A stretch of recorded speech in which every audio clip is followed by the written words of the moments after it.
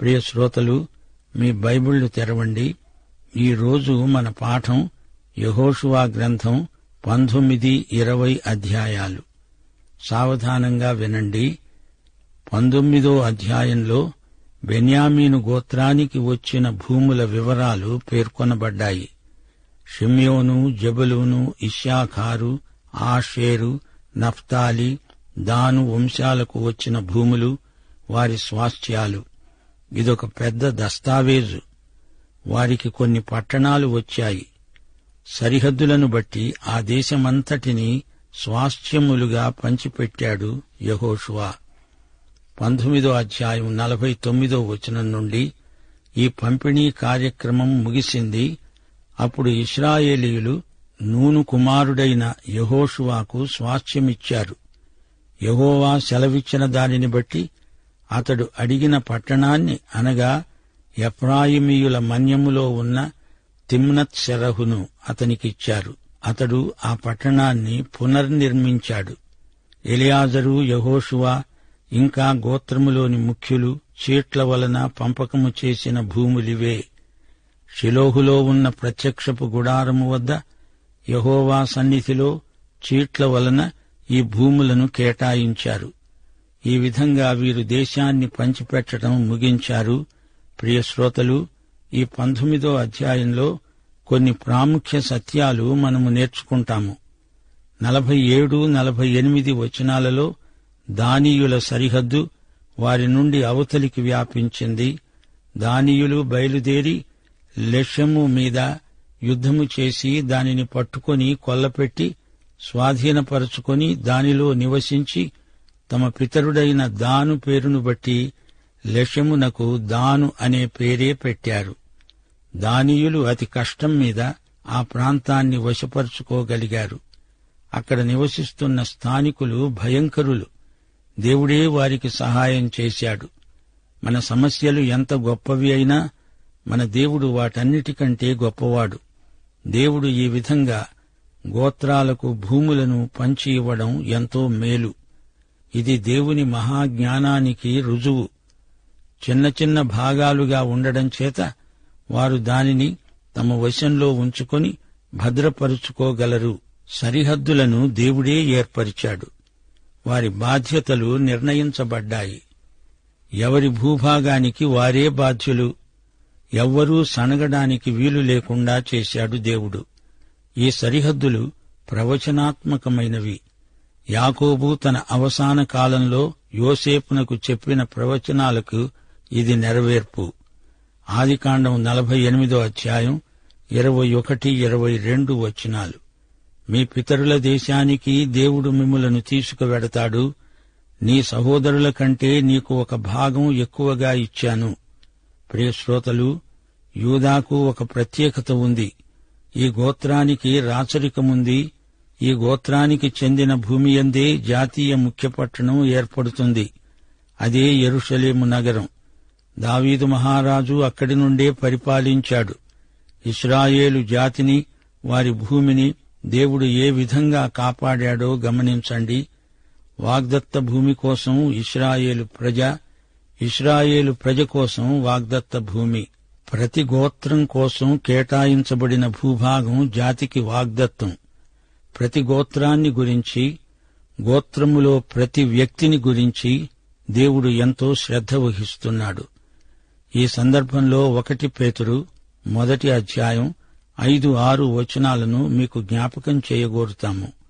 కడవరి కాలమందు బయలుపరచబడడానికి సిద్ధముగా ఉన్న రక్షణ మీకు కలుగునట్లు విశ్వాసము ద్వారా దేవుని శక్తి చేత కాపాడబడే మీ కొరకు ఆ స్వాస్థ్యము పరలోకమందు భద్రపరచబడి ఉన్నది. ఇందువలన మీరు మిక్కిలి ఆనందిస్తున్నారు. గాని అవసరమును బట్టి నానావిధములైన శోధనల చేత ప్రస్తుతమున కొంచెము కాలము మీకు దుఃఖము కలుగుతున్నది. దేవుడు లేకుండా నీవు నేను ఎక్కడికి పోగలం? ఎక్కడ ఉండగలం? యెహోషువకు వచ్చిన భాగం తిమ్నత్ సెరహు. ఇది షిలోహుకు 18 కిలోమీటర్ల దూరంలో ఉంది. అది సారవంతమైనది కాదు. లోతు తీసుకోగా మిగిలింది అబ్రాహాము తీసుకున్నట్లు యెహోషువాకు జరిగింది. యెహోషువాకు అబ్రహాము మనస్సే ఉంది. యుద్ధంలో అతని విజయ రహస్యమిదే. దేవుని సేవకుడు అనే బిరుదు గొప్ప భాగ్యమని ఎంచాలి. అది బాధ్యతతో కూడిన ఉన్నత పదవి. దైవ సేవకుడు దేవుని సొత్తు. మోషే నా సేవకుడు అని దేవుడు అన్నాడంటే మోషేకు అదెంతో ఘనత. ఇశ్రాయేలు తన సేవకుడు అన్నాడు దేవుడు. యేసుక్రీస్తు దేవుడై ఉండి సేవకుడయ్యాడు. తన శిష్యుల పాదాలు కడిగాడు. యేసుక్రీస్తులాగే ఆయన శిష్యులు సేవ చేయించుకోరు, సేవ చేస్తారు. జీవించేవాడను నేను కాను, క్రీస్తే నాలో జీవిస్తున్నాడు అన్నాడు భక్త పౌలు. యేసుక్రీస్తు మన ఆధ్యాత్మిక యెహోషువా. ఆయన వచ్చి మనలను పరలోకమనే వాగ్దత్త భూమిలోకి ప్రవేశపెడతాడు. ఆయన రాజులకు రాజై ప్రభువులకు ప్రభువుగా వస్తాడు. యేసు మరణ పునరుత్థానాలే మనల్ని యొర్దాను దాటించే అనుభవాలు. ప్రియ శ్రోతలారా, యేసు రెండో రాకడ ప్రభావం ఈ లోకమంతటి మీద పడితీరుతుంది. ఆ శుభదినం కోసం దేవుని బిడ్డలు జాగ్రత్త పడాలి. సరే, ఇప్పుడు మనం యెహోషువ గ్రంథం 20వ అధ్యాయంలోకి వచ్చాము. ఈ అధ్యాయంలో 6 ఆశ్రయపురాలు పేర్కొనబడ్డాయి. ఈ 6 పురాలు కేవలం నిర్దోషుల ఆశ్రయ స్థలాలుగా ఉండడానికి ఉద్దేశించబడినవి. ప్రమాదవశాత్తు అధాటున ఏదో నేరారోపణ వల్ల ముద్దాయి తన నిర్దోషిత్వం రుజువయ్యే వరకు ఈ ఆశ్రయపురాలలో దేనిలోనైనా తలదాచుకోవచ్చు. సంఖ్యాకాండం 35వ అధ్యాయంలో కూడా ఈ ఆశ్రయపురాలు పేర్కొనబడ్డాయి. వాగ్దత్త భూమిలో ప్రవేశించిన తరువాత ప్రతి గోత్రానికి వాటా పంచిపెట్టబడింది. ఆశ్రయపురాలు మాత్రం ప్రత్యేకంగా ఉంచారు. తెలియకుండానే పొరపాటున ఒకణ్ణి చంపిన నరహంతకుడు పారిపోవడానికి నేను మోషే నోట మీతో పలికించిన ఆశ్రయపురాలను మీరు ఏర్పరచుకోవాలి. హత్య విషయమై ప్రతీకారం చేసేవాడు రాకుండా అవి మీకు ఆశ్రయపురాలవుతాయి. అక్కడికి వచ్చిన వానికి క్షేమము, భద్రత. కెదెషు, షెకెము, హెబ్రోను, బేసెరు, రామోతు, గోలాను ఇవి ఆశ్రయపురాలు. పొరపాటున ఎవడైనా దెబ్బ కొడితే అది తగలరాని చోట తగిలి ఆ వ్యక్తి చనిపోతే ప్రతీకారం జరగకుండా చేయబడిన ఏర్పాటిది. ఈ పురాలు నిర్దోషులకు ఆశ్రయం కల్పిస్తాయి. 2 వ్యక్తులు అడవికి వెళ్లారు. చెట్లు నరుకుతున్నారు. గొడ్డలి కర్ర ఊడి రెండో వానికి అది తగిలింది. ఆ చచ్చిన వాని సోదరుడు ప్రతీకారం తీర్చుకోవాలని చూచాడు. అప్పుడు ఇతడేం చెయ్యాలి? తప్పించుకొని ఆశ్రయపురాన్ని చేరి తన నేరం విచారణ పూర్తి అయ్యే వరకు అక్కడే ఉండిపోవాలి. అది అతని ప్రాణానికి క్షేమం. సోదరీ సోదరులారా, వింటున్నారా? ఆశ్రయం అనే భావన మనకెన్నో సత్యాలను బయలుపరుస్తుంది. యేసుక్రీస్తు మన కోసం చంపబడ్డాడు. ఆయనే మనకు ఆశ్రయదుర్గం. ఆయన యందు మనకు దాక్కునే చోటు దొరికింది. ఆయన యందే మనకు నిరీక్షణ లంగరు. క్రీస్తునందున్న వారికి ఏ శిక్షావిధి లేదు. దేవుని తీర్పు మన మీది నుండి తొలగిపోయింది. యేసుక్రీస్తును చంపిన హంతకులెవరు? లోకమంతా కలిసి ఏకీభవించి జీవాధిపతిని హత్య చేసింది. దేవుని కుమారుని హత్యకు కారకులెవరు? యూదులు మాత్రమే కాదు, లోకములోని మానవులందరూ యేసు మరణానికి బాధ్యత వహించాలి. అయితే క్రీస్తు మనందరి కోసం విమోచన క్రయమయ్యాడు. శిలువ మీద యేసు చేసిన విమోచన క్రియను బట్టి ఆయన యందు విశ్వసించిన వారికి ఆయన యందే శాశ్వత ఆశ్రయము లభిస్తుంది.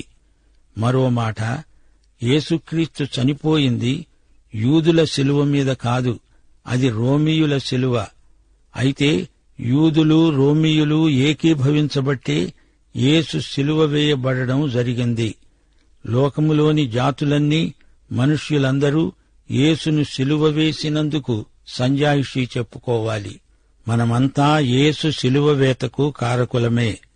అపొస్తలుల కార్యములు 3వ అధ్యాయం 18వ వచనంలో పేతురు ప్రసంగిస్తూ అన్నాడు, సహోదరులారా, మీరు మీ అధికారులు తెలియక ఈ పని చేశారని నాకు తెలుసు. అయితే దేవుడు తన క్రీస్తు శ్రమపడతాడని సమస్త ప్రవక్తల నోట ముందుగా ప్రచురపరిచిన విషయాలు ఈలాగు నెరవేర్చాడు. గనుక మీరు మారుమనస్సు పొందాలి, ఆయన యందు విశ్వాసముంచి రక్షించబడాలి. మరో మార్గం లేదు. 1 కొరింథీ 2:6-8 వచనాలలో భక్త పౌలు అన్నాడు, పరిపూర్ణులైన వారి మధ్య జ్ఞానమును బోధిస్తున్నాము. అది ఈ లోక జ్ఞానము కాదు, నిరర్ధకులైపోతున్న ఈ లోకాధికారుల జ్ఞానమూ కాదు. ఈ జ్ఞానము ఈ లోకాధికారులలో ఎవరికీ తెలియదు. అది వారికి తెలిసి ఉండిన ఎడల మహిమాస్వరూపి అయిన ప్రభువును సిలువ వేసి ఉండేవారు కాదు. ప్రియ శ్రోతలు, గ్రహిస్తున్నారా?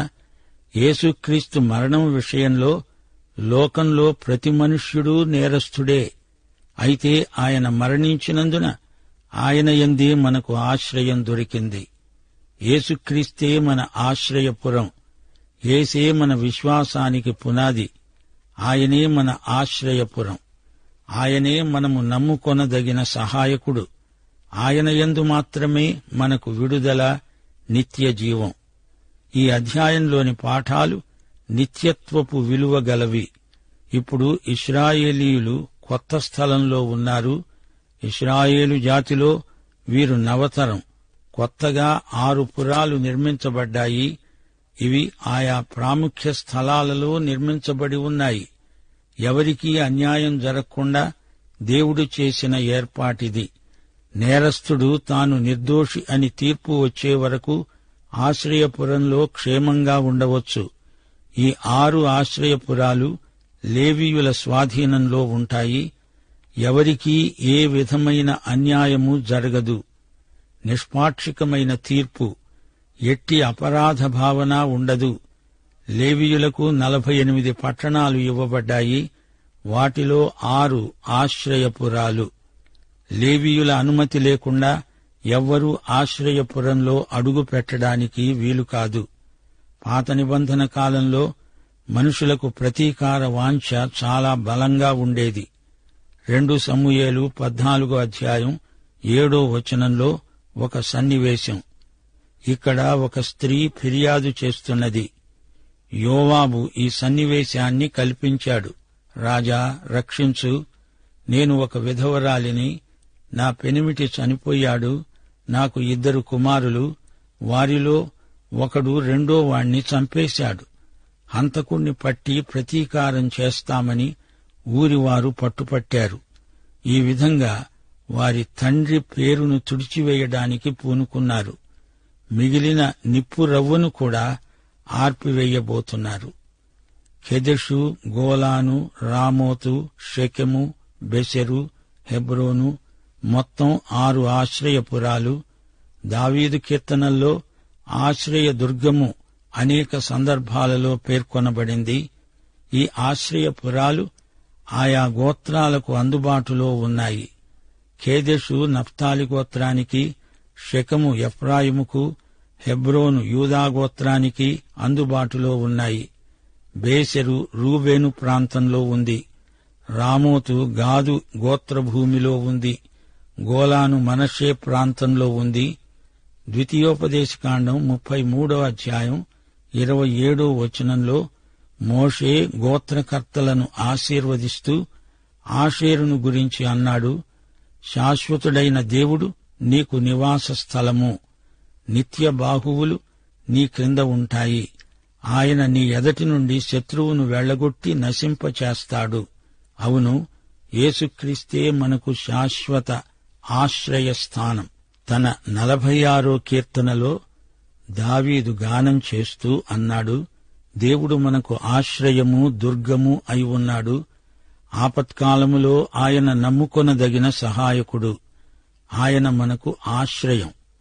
62వ కీర్తనలో దావీదన్నాడు, నా మహిమకు, నా రక్షణకు దేవుడే ఆధారం, నా బలమైన ఆశ్రయ దుర్గం.